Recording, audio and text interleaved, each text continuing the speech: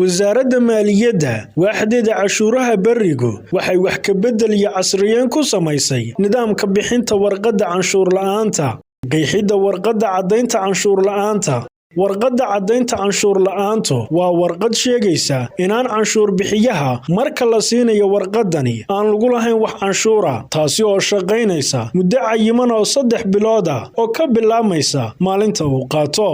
waxaana jideynaya bixinta caddaynta canshuur la'aanta xeerka dakhliga guud xeer lambar 27/2016 qodobkiisa 9aad iyo xeer nidaamiyeyaashiisa iyadoo ujeedada bixinta ay ka mid yihiin asbaabaha hoose ururinta iyo soo celinta canshuuraha sida ku cad xeerka dakhliga cutubkiisa 1aad qaybtiisa 2 hubinta saxnaanta canshuuraha ay bixiyeen canshuur bixiyayaashu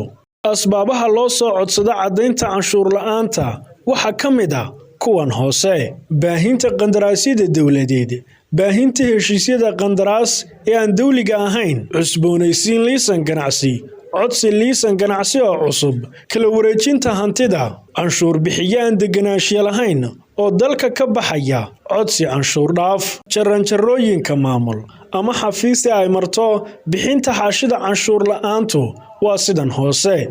heer degmo heer gobol heer qaran xarunta waaxda canshuuraha bariga habkii hore ee helidda warqadda canshuur la'aantu waxa uu ahaa mid dheer oo tacab badan lagala kulmi jiray iyadoo waqti badanna ku qaadan jirtay cidda soo dalbata tusaale ahaan canshuur bixiyuhu waxa uu foomka iyo lifaaqyada canshuurta ee u soo gudbiyay xafiiska gobolka ama degmada la iman jiray gobolka Murudijeex way ku taala xarunta dhexe ee waaxda canshuuraha barigu si uu hawshiisa u soo dhameysto balse habkan fudud ee wasaaraddu soo kordhisay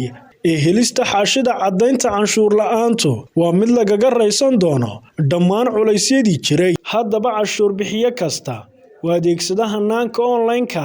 ee canshuur bixinta waxa uu ku soo dalbanaya warqadda canshuur la'aanta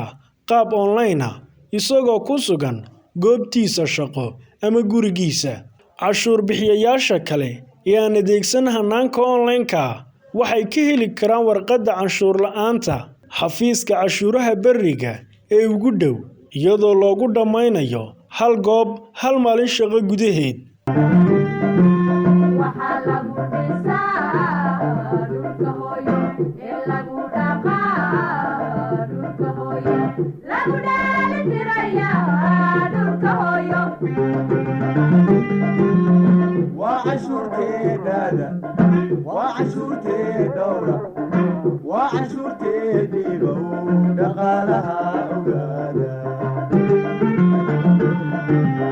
وعشورتي دادا